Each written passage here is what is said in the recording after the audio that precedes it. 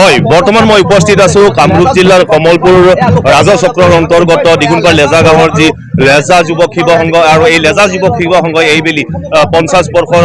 অতিক্ৰম কৰিলে আৰু এই 50 বৰ্ষ অতিক্ৰম কৰাৰ পিছত তেখেতসকলে সোণালী জয়ন্তী উৎসৱ সামৰণি হিচাপে অনুষ্ঠিত কৰিছে আৰু এই সামৰণি অনুষ্ঠানৰ শেষৰ দিনৰ কাৰ্যসূচী আছে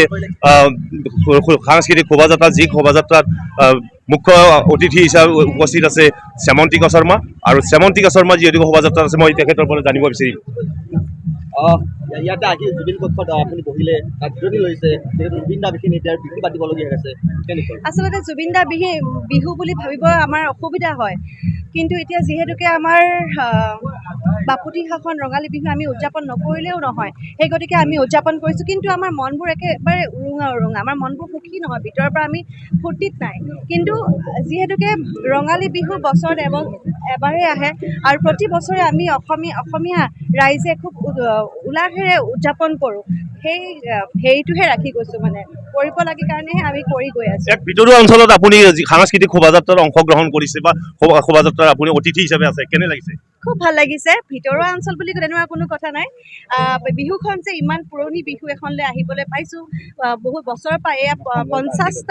50টা বছৰ পাৰ কৰিছে সোণালী জয়ন্তী গতিকে তাতে যে অংশগ্ৰহণ কৰিবলৈ মোক মাতিছে সেয়া মোৰ কাৰণে সৌভাগ্যৰ কথা আজি যেতিয়া মঞ্চলৈ গ'ল আপুনি ৰাইজৰ লগত এপাক নাচিছে বিহু নাচিছে নিজে বিহু গাইছে ভাল লাগে কাৰণ যেতিয়াই আহোঁ ৰাইজৰ কাৰণে আহোঁ ৰাইজৰ মৰম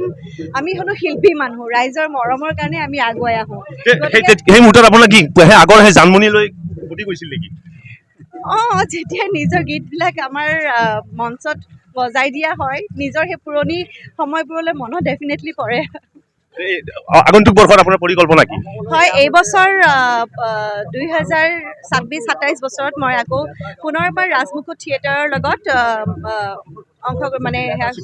চুক্তিবদ্ধ হৈছোঁ গতিকে এইবছৰ ৰাইজে মোক ৰাজমুকুট থিয়েটাৰৰ মঞ্চত দেখা পাব হয় তেখেতে সকলোখিনিয়ে ক'লে উদ্যোক্তাসকল আছে উদ্যোক্তাসকলৰ পৰা মই জানিব বিচাৰিম আপোনালোকৰ সোণালী জয়ন্তী বৰ্ষ অনুষ্ঠিত কৰিছে আজি সাংস্কৃতিক শোভাযাত্ৰা হয় আমি সকলোৰে জনাব বিচাৰিছোঁ যে উত্তৰ কামৰূপ জিলাৰ অগ্ৰণী স্বেচ্ছাসেৱী অনুষ্ঠান লেজা যুৱক শিৱ সংঘ এয়া গৌৰৱোজ্জ্বল সোণালী জয়ন্তী বৰ্ষ আমি 3দিনীয়া বৰ্ণাঢ্য কাৰ্যসূচীৰে অনুষ্ঠিত কৰিছোঁ আজি কাৰ্যসূচীৰ অন্তিম তথা তৃতীয় দিন এই তৃতীয় দিনত আজি ৰাতিপুৱাৰ ভাগৰ প্ৰথম কাৰ্যসূচী ভেকশ্যন প্ৰতিযোগিতাৰ পিছতে আৰম্ভ হৈছে বৰ্ণাঢ্য সাংস্কৃতিক শোভাযাত্ৰা আমাৰ লগত উপস্থিত আছে অসমৰ খ্যাতনামা শিল্পী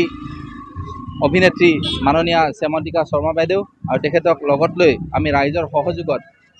বৰ্ণাঢ্য সাংস্কৃতিক শোভাযাত্ৰা আমি মুকলি কৰিছোঁ আৰু আমাৰ গাঁৱৰ লেজা গাঁওবাসীৰ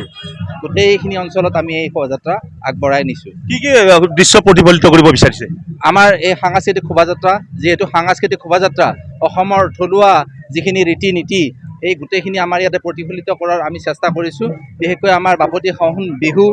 ওজাপালি নাগাৰা নাম আমাৰ আই মাতৃসকলৰ নাম দিহা নাম তাৰপিছত আমাৰ ঢুলীয়া বাদ্য ফুলীয়া বাদ্য